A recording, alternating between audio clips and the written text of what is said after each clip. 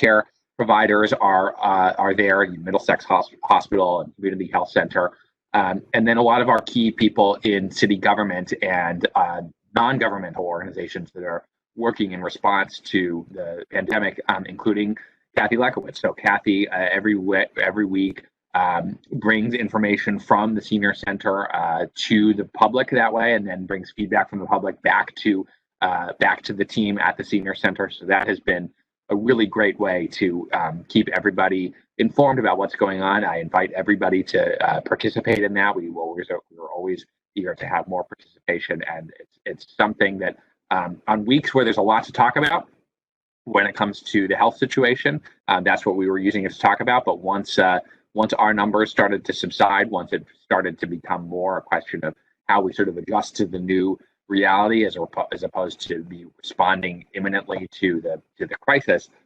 we've used that call as a way to talk about other issues going on in the city as well. We've used it to coordinate around things like return to school and childcare, which today being the first day of school, and we're already learning about some of the challenges that are going to come from the new schooling model that we're all living with. It's been a way that we've been able to coordinate around assistance to small businesses and our economy. So we've been able to develop a local grant and loan program for small businesses in town to try to keep them try to keep their doors open, and that has been, I think, especially important. There were some businesses that they were delayed in getting their federal assistance through the PPP program, and they were really looking for some solutions. Then they started getting those PPP dollars and were okay for a few months. But now those monies are starting to dry up again. And so we're hoping that some of these local programs that we've put together alongside the Chamber of Commerce are going to be helpful to our local business community, because obviously it is really, really important.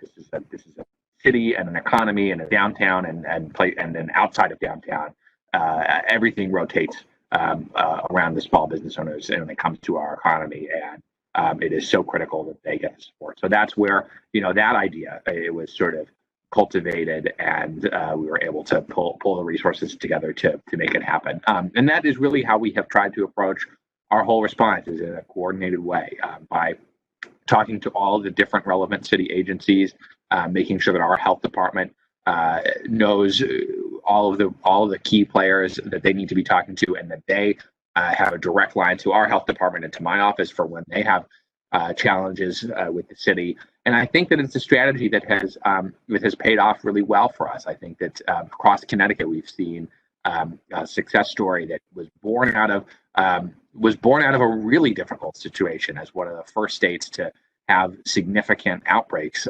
and we learned the lessons that we learned the hard way in many respects, but we've learned them now, and we have been able to establish testing sites in town to make sure that people have access to testing for free.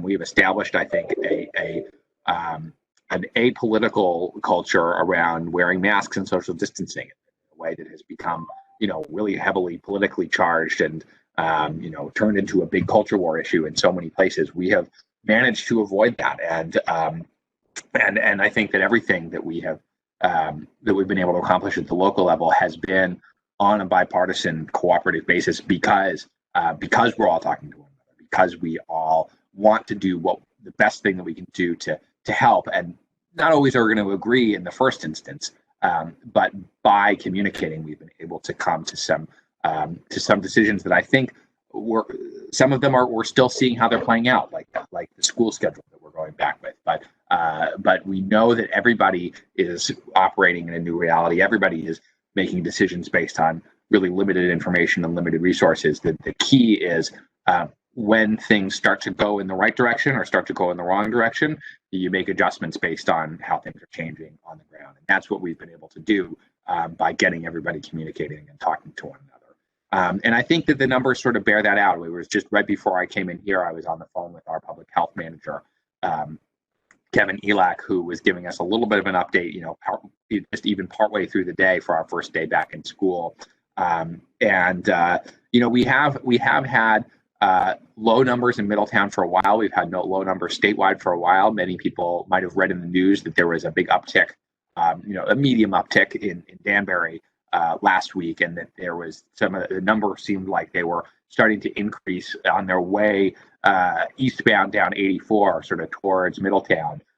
And we have started to see numbers increasing a little bit. But the difference, and there's no panic in my voice the way that would have been a couple of months ago. The difference is that now, unlike then, we have access to testing sites now. Now, unlike a few months ago, we have significant capacity at our hospital and at our other medical providers. Middlesex Health was never at a critical point. They were never up to the point where they were worried about having enough ventilators, for instance. They set up actually a mobile field hospital there just in case that they never ended up having to use, and it has since been taken down. But now their numbers are consistently in the single digits for people who are hospitalized with COVID-19, down from highs in the 40s and 50s a few months ago. And that means that as cases come in, they're able to give them their full attention, to give them the full treatment that they need, to make sure that people are getting follow-through care, and we're not having the same levels of community spread that we saw before, because again, we have established the practices of working from home when you can, establish the practice of wearing masks when you're out, establish the practice of staying socially distant, and in settings like City Hall or retailers, things like that, there are travel and capacity guidelines and restrictions in place that people are mostly following, and that's really it's so important, because we're only the most difficult thing about this pandemic, difficult thing about a pandemic in general, as we're all learning, is that we're only as safe as the least safe among us, and that we can take certain steps on our own as individuals to try to mitigate our exposure to the virus, but we can't control others' behavior. We can't control what everybody else is going to do. And the masks, if people have read the science, the masks have less to do with preventing you from getting sick. It has more to do with preventing you from spreading it to other people. So that's why it's not enough to just go out yourself wearing a mask. We need to get everybody on the same page when it comes to wearing one. And I think that we have mostly been successful in doing that. And the numbers have, I think, reflected that.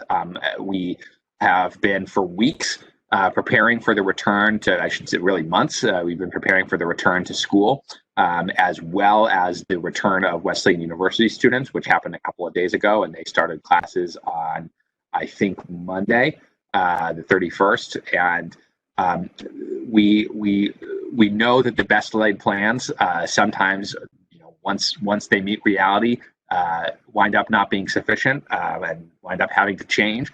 But I do feel confident that we have laid the best possible plans in both of those areas that we could possibly do. Wesleyan has been, there were some people in town, and our public safety folks, our health department folks, who were a little nervous, more in some cases more than a little nervous about how Wesleyan was going to approach this. But I do have to give them credit. They've been very communicative with us from the beginning.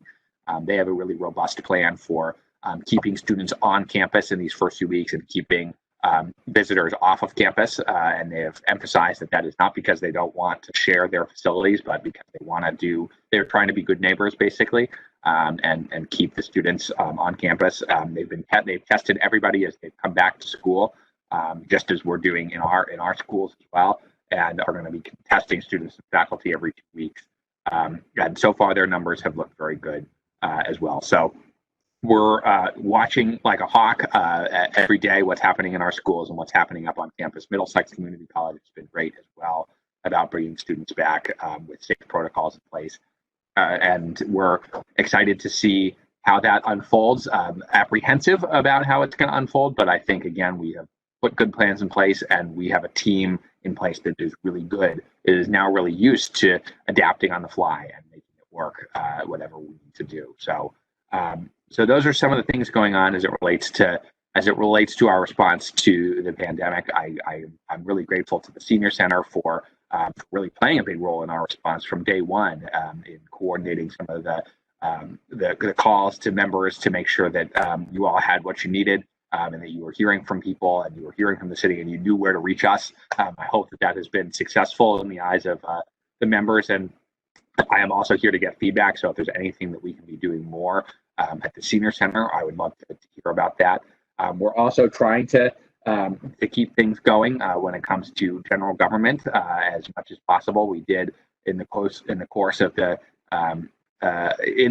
pandemic, we did adopt the first city budget that was passed under my administration. We are working right now on a bond referendum for this November. So we're the Common Council voted actually last night at a special meeting to advance something to the ballot that you'll be hearing more about from me in the next few weeks.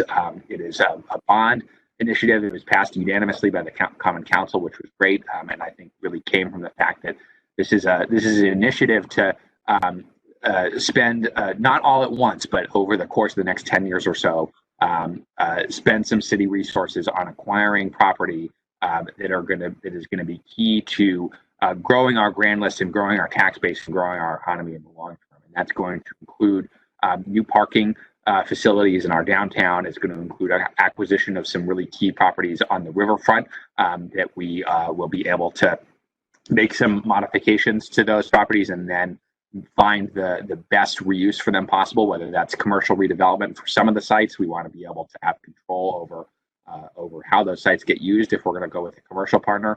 Some of the other sites that we're looking at are going to be more sort of conservation or recreational in nature. So it'll give us the flexibility to really do what we need to do on our river to make sure that it's redeveloped in a way that makes sense for the residents and for our visitors to our region, not just for the developers who are going to come in and do the project.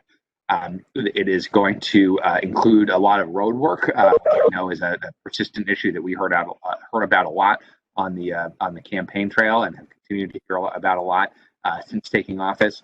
And it's a series of different things that again I would love to come and give a presentation about in more detail going forward. But it's something we're excited about for the future of the city. So we're trying to, as we respond day by day to the changing circumstances in the state and the changing circumstances locally when it comes to the pandemic, we're also trying to think long term still. We're also trying to plan for the future as best we can because our plan is to get through this. Our plan is to, we're all girding for the fall. We're girding for flu season and for a potential second wave, and we feel much more prepared this time than we were back in the spring when nobody was prepared for anything that was coming. Now we really know we know now what we didn't know then, and so we're preparing for that. But we're also preparing to get through this and to have this behind us. And whether that comes in the form of a vaccine or anything else, we are looking forward towards next year, towards our next budget cycle, towards the next few years in our city, and trying to set in motion the things that we need to do. As much as this has been difficult to respond day by day to changing circumstances and a really tough opponent in a virus, we also know that this too shall pass. That we will get through it. That we have gotten through it. We've gotten through the hardest part of it, in my view, and now we are, I think, all working together on the same page to make sure that the spread that we had a few months ago does not happen again in the future, and make sure that we're not just treating it one day at a time. As much as sometimes things can only be treated one day at a time, we want to be planning for those things that are long term and that we do know are the city's most fundamental needs when it comes to developing our economy, when it comes to getting some tax relief for our residents and things of that nature. So I could bounce around from topic to topic for the rest of our time together, but I do want to have this be your time, and I'll open it up for any questions, and I'm happy to talk about whatever topics are on in folks' minds. Questions, comments, feedback, all welcome. So thanks again for having me, and hope to see you on Tuesdays as well, and hope to be back again for this at some point soon.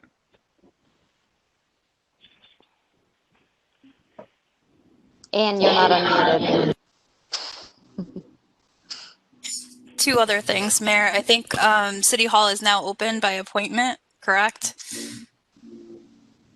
Yes, great question. I should have led with that. So City Hall is now open to the public. So we were doing sort of appointment only for a few months, and we are now fully open. We are still we do have some new restrictions and guidelines in place that will make your experience feel a little bit different than maybe it used to, but hopefully in a way that's better. So basically, we're asking because it's a relatively small building for the number of offices that we have crammed in here, and so we want to make sure that there are only the healthy and safe amount of people in one office at a time as people are coming through. So if you call City Hall, if you know you're planning on coming down here to pay your taxes or do anything along those lines, you can give us a call, make an appointment, and come, and the doors will be open, and you'll just check in for your appointment at a front desk in the lobby, and then you'll go straight to wherever you're going. If you're just downtown, if you're in the area and you don't have an appointment, you can still come in. If there's anybody in that office, you'll just wait off to the side in the council chambers until you're called on. And we have not had long wait times at all. We've been able to process everybody very quickly, I think. And as soon as that office is free, you'll be directed to where you need to go. So we're open 8:30 to 4:30 Monday through Friday, our regular hours, and we're doing everything we can. You'll see some some tape on the floor with directions. You'll see signs on the walls reminding people to wear masks. You'll see some plexiglass dividers in some of the offices to keep our staff safe and keep our visitors safe. But in terms of conducting business, everything is back up and running, and we're welcoming people here in the building. And also, city commission and common council meetings are more accessible than ever, right? Just using this exact format that we did, you can participate now from home. Exactly, and that's one of the wonderful sort of side effects of this has been more civic engagement over the past few months when it comes to our city council and board and commission meetings. I know that a lot of people were all looking forward again to being able to be back together in person. But once we go back together in person, we're going to make sure to incorporate some of these digital tools that we've been using and relying on for the past few months, because what we've seen is more people attending council meetings and more people attending these board and commission meetings because they can do it from home easily, and instead of having to come to City Hall. A lot of oftentimes people didn't even know when those meetings meet, but when they appear right there in your social media feed, you start to know, and so we're thrilled by that. We think that we love to see people being involved in these civic processes and learning about how city government is working. And we really rely, we operate based on your feedback. We rely on knowing what's going on out there. So the fact that we've been able to make that a little bit more accessible to residents to be able to deal with on what I know are busy schedules for everybody, and just as a bonus, also being the safe and responsible thing to do. We've been gratified by that, and so we will, but once we're back and this is behind us, we will keep doing those weekly town hall calls. I think in some format or another. We might do them in person sometimes when we have the opportunity, but we'll definitely stream them live and give people an opportunity to ask questions remotely. Same goes for council. We want to be back in that chamber. We want to be able to engage with people directly, but we also want to give people the opportunity to call in and do what they've been doing over the past couple of months. But all that information can be found on the city website, as well as information on how to log in.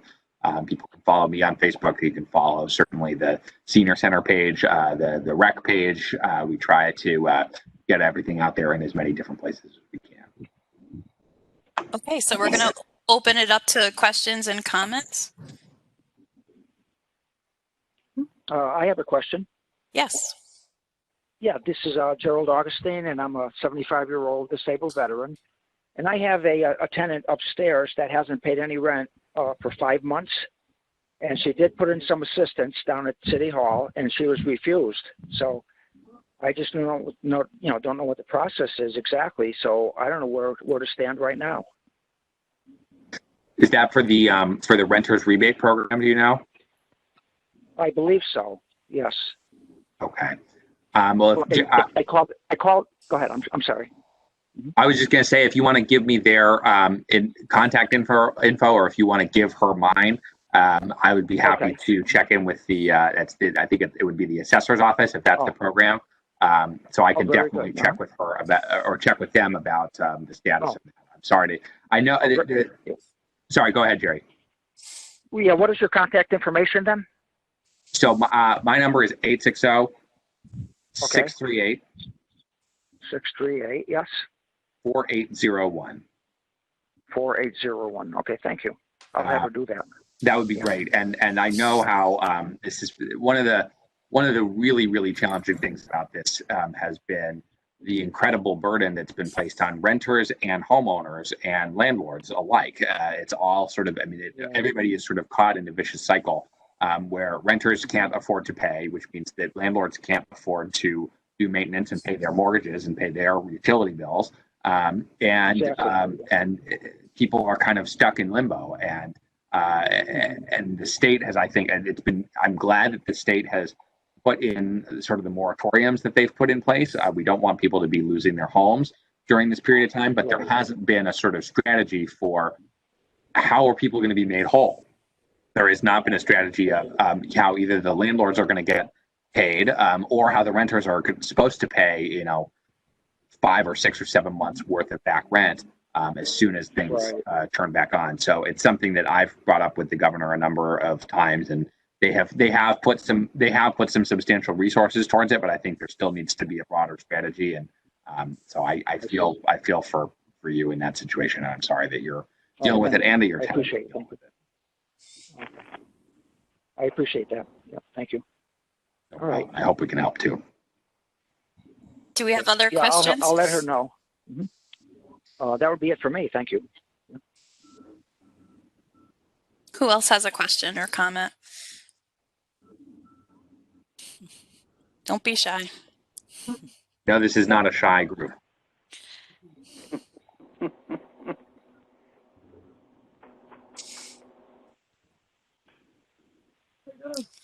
Everybody's unmuted. Nobody has anything?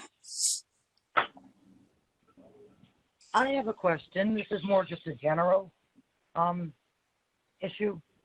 Sure. Who do you contact for looking at trees that may need to be trimmed along the Long Lane area? There are some trees there where those branches are really hanging, and with the storms that we've been having, I just don't know who owns the property, the state, the city, Wesleyan, or who, and who I could approach.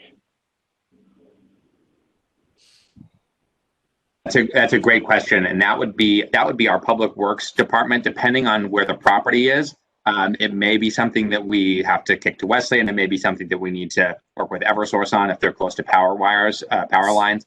But public works is going to be definitely the best place for a first stop, and I'm getting you their number right now. It is. Sorry, 1 second.